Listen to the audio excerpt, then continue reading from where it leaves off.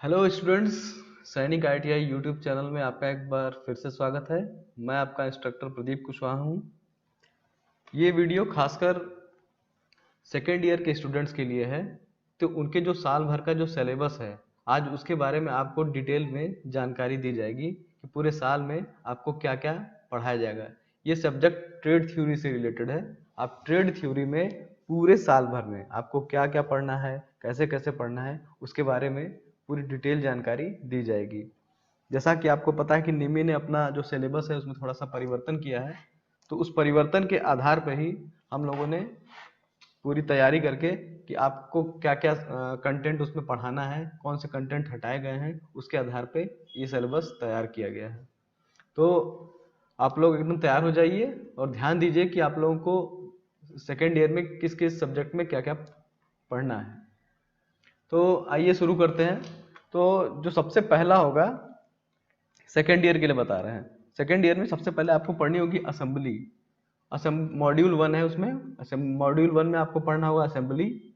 Module 2 में पढ़ना है गेज और मॉड्यूल 3 में पढ़ना है पाइप और फिटिंग।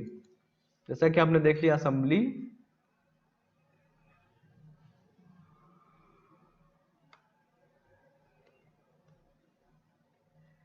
और दूसरे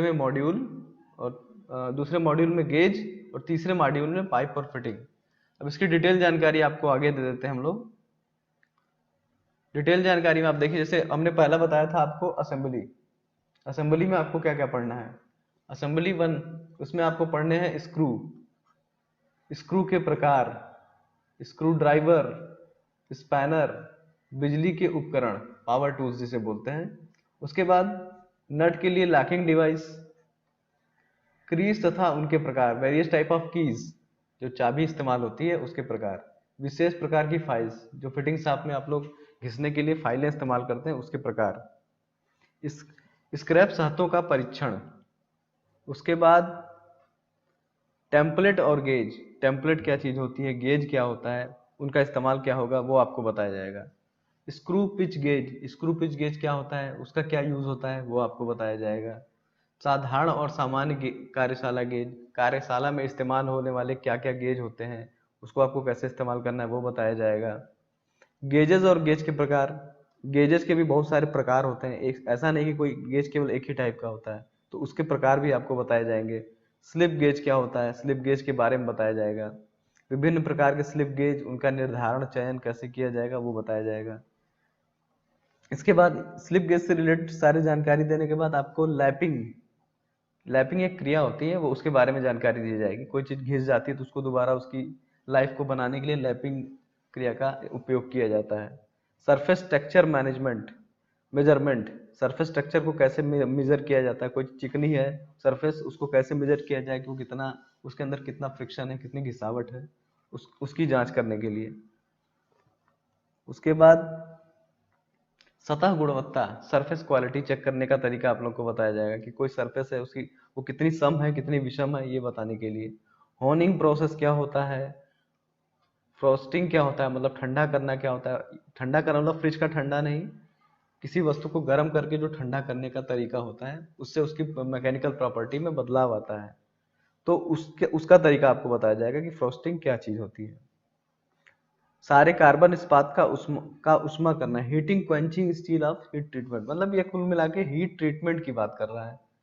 मेटल के साथ हीट ट्रीटमेंट करके उसमें जो दोष होते हैं उसे दूर किया जाता है। तो ये हीट ट्रीटमेंट पूरा एक प्रोसेस है। हीट ट्रीटमेंट प्रोसेस में आप सीखेंगे कार्बन सतह को कठोर बनाना, टेम्परिंग करना, एनेलिंग करना, सामान्यकरण करना, ये सारे हीट ट्रीटमेंट के प्रोसेस हैं जो मेटल के ऊपर किए जाते हैं।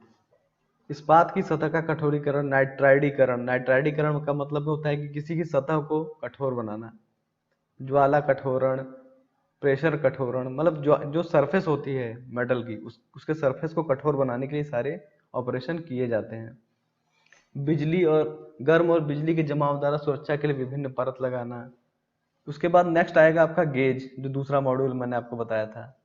गेजेस में आपको गेज के बारे में पढ़ना है, बेरिंग के बारे में पढ़ना है, रोलर और सुई के बारे में पढ़ना है, बेरिंग में कौन कौन से मटेरियल इस्तेमाल होते हैं उसके बारे में पढ़ना है। उसके बाद उसको हमें कैसे बचा कर रखना है, उसकी संरक्षण और रोकथाम क्या होंगी वो हमें पढ़ना पड़ेगा। फिर तीसरा मॉड्यूल पाइप और पाइप फिटिंग के बारे में है। हालांकि जैसा कि आप देखते हैं कि आपके घरों में जो वायरिंग होती है आजकल प्लास्टिक पाइप का इस्तेमाल होने लगा है, फाइबर पाइप, प्लास्टिक पाइप का। उसी से पहले ये मेटल पाइप होते थे, उसके हिसाब से ये आपको पढ़ाया जाएगा। पाइप फिटिंग के बारे में बताया जाएगा, ब्रिटिश स्टैंडर्ड क्या क्या होते हैं, एसआई यूनिट होती है, एक आईएसआई यूनिट होती है, दोनों के यूनिट्स के बारे में अलग अलग बताया जाएगा। पाइप फिटिंग और उसके औजारों के बारे में बताया जाएगा। और पाइप रेंच, चैन पाइप रेंच आपने अपने जीवन में भी देखा होगा कि घरों में जब मिस्त्री काम करने आते हैं तो इन सारे उपकरणों को लेकर आते हैं, इसके बारे में आपको बताया जाएगा। इसके बाद पाइप बेंडिंग मशीन के बारे में, डाइस के बारे में, डाई स्टॉक के बारे में, फिटिंग के बारे में कि उसकी फिटिंग की कैसे जाती है वो बताया जाएगा। उसके बाद विजुअल इंस्पेक्शन कि अपने जो काम किया है उसको चेक कैसे करना है। और गुणवत्ता और निरीक्षण, मतलब कि आप उसकी गुणवत्ता को चेक भी कर पा रहे हैं कि नहीं, आपको उसको चेक करने का क्या क्या मानक है, उस मानक को आपको समझना पड़ेगा। तो ये है पूरा आपका जो सेकेंड ईयर वालों का पहले 6 महीने का कोर्स। अब दूसरे 6 महीने का कोर्स इस प्रकार है जो आपका है। पहले मॉड्यूल में पढ़ेंगे आप ड्रिल और जिग। ड्रिल जिग एक प्रकार का टूल होता है जिससे हम कंपोनेंट को पकड़ते हैं और टूल को गाइड करते हैं, तो उसमें जिग और फिक्सर्स का इस्तेमाल होता है, उसके बारे में आप पढ़ेंगे। दूसरी होगी रिपेयरिंग टेक्निक, कोई चीज़ खराब होती है तो उसकी रिपेयरिंग कैसे करनी है। हाइड्रोलिक और न्यूमेटिक, मतलब कि कोई चीज़ हाइड्रोलिक से कैसे चलती है और न्यूमेटिक हवा के प्रेशर से कैसे चलती है। निवारक अनुरक्षण, प्रिवेंटिव मेंटेनेंस, किसी भी चीज़ का हम प्रिवेंटिव मेंटेनेंस, सुरक्षात्मक अनुरक्षण कैसे करें। निर्माण और टेस्टिंग, किसी चीज़ का निर्माण और उसकी टेस्टिंग कैसे की जाती है उसके बारे में बताया जाएगा। अब इसका हम लोग डिटेल में थोड़ा आपको बता देते हैं। पहला जो मॉड्यूल है ड्रिल और जिग, उसके बारे में, ड्रिल जिग की आकृति और संरचना और उसके प्रकार, उसके बारे में हम पढ़ेंगे। उसके बाद मरम्मत जो तकनीक है, रिपेयरिंग टेक्निक जिसको बोलते हैं, उसमें हम एल्युमिनियम और उसकी मिश्र धातु के बारे में जानेंगे। एल्युमिनियम और उसके अलॉय कौन कौन से होते हैं, सीसा और उसकी मिश्र धातुओं के बारे में, रांगा और उसकी मिश्र धातु, तांबा और उसकी मिश्र धातु, जितने भी मटेरियल हैं उनके बारे में स्टडी करना है। और वो किस किस मटेरियल से मिलकर क्या क्या चीज़ बनाते हैं उसके बारे में स्टडी करना है। मशीनों की नींव, स्थापना और पुनर्वरण, मशीनों का इंस्टॉलेशन, मेंटेनेंस और ओवरहालिंग। कोई भी मशीन है तो उसका मेंटेनेंस कैसे करना है, या कोई नई मशीन आई है तो उसको स्थापित कैसे करना है, उसके बारे में जानकारी दी जाएगी। उसके बाद बेल्ट और बंधक के प्रकार, टाइप ऑफ बेल्ट्स और फास्टनर्स, किस किस टाइप के हम लोग बेल्ट इस्तेमाल करते हैं। फास्टनर, बेल्ट का मतलब पट्टा, गाँव में आपने देखा होगा चारा बांधने वाला पट्टा जो होता है, उसी बेल्ट की बात हो रही है, उसी टाइप्स के बेल्ट्स की। तो बेल्ट और उसके फास्टनर जो नट बोल्ट होते हैं किस किस प्रकार से टाइट किए जाते हैं उसके बारे में आपको जानकारी दी जाएगी। वी बेल्ट के लाभ और हानियाँ, आपने देखा होगा गांव में वी बेल्ट भी इस्तेमाल होता है। छोटी दूरी पे कभी कोई हमें पावर ट्रांसमिशन करना होता है तो हम वी बेल्ट का ही इस्तेमाल करते हैं। वी बेल्ट की क्रीप और स्लिप क्या होती है, उसमें दोष भी कुछ होते हैं, क्रीप और स्लिप, उसके बारे में पढ़ेंगे हम लोग। कपलिंग के प्रकार, कपलिंग की किस टाइप की होती है उसके बारे में पढ़ेंगे। पुल्ली के प्रकार, जो पुली होती है जिसपे पट्टा हम चढ़ाते हैं उसी को बोलते हैं पुली। पुली क्या होती है उसके बारे में पढ़ेंगे, कई प्रकार की पुलियाँ होती हैं। उसके बाद पुली की क्राउनिंग क्या होती है, फेस किस, और उसकी फेस साइज निकालना क्या होता है, बेल्ट की लंबाई कैसे निकालते हैं, ये सब मैथमेटिकल फार्मूला होता है, उसके थ्रू हम लोग उसको निकालते हैं। उसके बाद स्पर गियर के तत्व, जो गाड़ियों में गियर का इस्तेमाल होता है आपके मोटरसाइकिल में इंजन के अंदर लगे होते हैं, उसको बोलते हैं स्पर गियर। गियर के प्रकार क्या क्या होते हैं उस गियर के बारे में हम पढ़ेंगे। टूटे गियर के दांतों को ठीक करना, कोई गियर का दांता टूट जाता है तो उसको कैसे सही किया जाता है उसके बारे में बताया जाएगा। उसके बाद उद्योगों में प्रयोग किए जाने वाले तकनीकी अंग्रेजी टर्म्स, जैसे उद्योगों में आप लोग काम करने जाते हैं तो बहुत सारी चीज़ें आप गांव में हिंदी में समझते हैं, लेकिन जब फैक्ट्री में जाएंगे काम करने तो उसको अंग्रेजी में बोला जाएगा। तो बहुत सारे ऐसे टेक्निकल टर्म हैं जो आपको अंग्रेजी में याद करने पड़ेंगे, जो आपको यहाँ पे बताया जाएगा। उसके बाद different types of documentation work, उद्योगों में किस किस टाइप के कागजी कार्रवाइयाँ होती हैं, मशीनों पे जो कौन से कागज लगाए होते हैं, आपको कार्य करते समय किस किस टाइप के कागजात भरने होंगे, उस कागजों के बारे में आपको जानकारी दी जाएगी। उसके बाद प्रवचालित एवं वायु चालित, इसको अंग्रेजी इसका ज़्यादा आसान है, हाइड्रोलिक और न्यूमेटिक।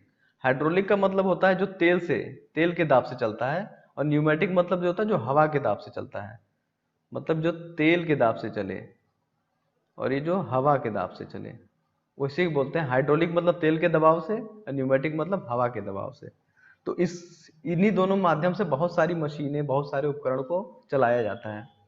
तो उसके बारे में हम लोग अध्ययन करेंगे कि एप्लीकेशन ऑफ न्यूमेटिक्स, हवा के दबाव से कौन कौन से इंस्ट्रूमेंट चलाए जाते हैं, वायु कंप्रेसर के पार्ट्स और उपयोग, यही जो हवा के कंप्रेसर, जो एयर कंप्रेसर है वो न्यूमेटिक ही होता है।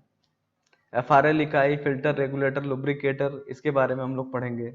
वायु चालित उपकरण कौन कौन से होते हैं, उसके बाद वायु चालित एक्यूलेटर कौन कौन से होते हैं, उसके बाद वायु चालित वाल्व, उनके सिंबल क्या क्या हैं, उनको किस किस नामों से प्रदर्शित किया जाता है, उसके बारे में हम पढ़ेंगे।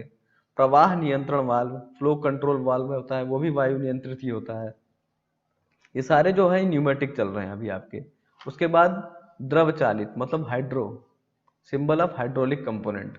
हाइड्रोलिक कंपोनेंट मतलब कि तेल के दबाव से जो जो चीजें चलाई जाती हैं, जिसमें आपका द्रव चालित पंप है, दाब फिलर वाल्व है, ट्यूब पाइप असेंबली है, द्रव चालित सिलेंडर है, द्रव चालित मोटर है, दिशा निर्देशन वाल्व है, ये सब चीजें हाइड्रोलिक प्रेशर से ही चलाई जाती हैं। परिवर्तनशील प्रवाह नियंत्रक, वेरिएबल फ्लो कंट्रोल, इसमें फ्लो का कंट्रोल कैसे किया जाता है दबाव के माध्यम से, इसमें वाल्व लगे होते हैं, उन वाल्व का अध्ययन करना होगा आपको। ये सब बहुत सारी डिटेल में चीजें हैं, जब आप उसको पढ़ेंगे तब वो आपके समझ में आएंगी। इसके बाद क्या है, प्रिवेंटिव मेंटेनेंस, जिसको बोलते हैं निवारक अनुरक्षण। प्रिवेंटिव मतलब होता है पहले, और मेंटेनेंस मतलब होता है रख रखाव, मतलब कि जरूरी नहीं है कि कोई चीज खराब हो तभी हम उसको सही करें, खराब होने से पहले ही। जैसे आपकी साइकिल होती है, उसमें चैन होता है, चैन में अगर आप लगातार ग्रीस देते रहेंगे तो आपकी चैन कभी आवाज नहीं करेगी। ऐसा नहीं कि आप चैन टूटने का इंतजार करेंगे फिर उसे जुड़वाएंगे, तो उसी को बोलते हैं प्रिवेंटिव, मतलब समय समय पर उसकी मरम्मत करते रहना ताकि आपको समस्या ना आए। तो मशीनों की समय समय पर मरम्मत पहले ही कैसे कर ली जाती है, उसी को हम बोलते हैं प्रिवेंटिव मेंटेनेंस। उसमें विभिन्न विभिन्न प्रकार के ड्राइवरों को, गियर व्हील को लगाना, लुब्रिकेशन, तेल कहाँ कहाँ पर कैसे कैसे लुब्रिकेशन लगाना है ताकि मशीनें जाम ना चले, कौन कौन से कटिंग फ्लूइड का इस्तेमाल करना है, क्लच और उसके प्रकार क्या क्या होते हैं, वाशर का इस्तेमाल, ऊर्जा प्रसारण का, चैन और स्प्रॉकेट कैसे कैसे कार्य करते हैं, इन सब के प्रिवेंटिव मेंटेनेंस के बारे में आपको पढ़ना पड़ेगा। इसमें सबसे ज्यादा उपयोग जो होता है लुब्रिकेशन और लुब्रिकेंट्स का ही होता है। फाउंडेशन बोल्ट और उसके टाइप, जैसे मशीन चलते चलते फाउंडेशन बोल्ट एक समय पर खराब हो जाते हैं या कट जाते हैं, तो आपको कटने का इंतजार नहीं करना है, उससे पहले ही मशीन के बोल्ट को सही कर देना है ताकि बाद में एक्सीडेंट ना हो, उसी को बोलते हैं हम लोग प्रिवेंटिव मेंटेनेंस।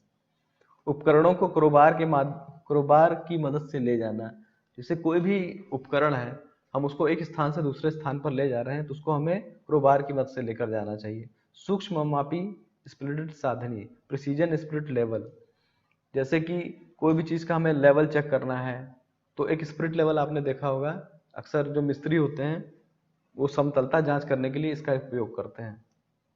उसके बाद रोप, पुली, प्लम्बम, इन सब की मेंटेनेंस कैसे करनी है आपको इसके बारे में जानना है।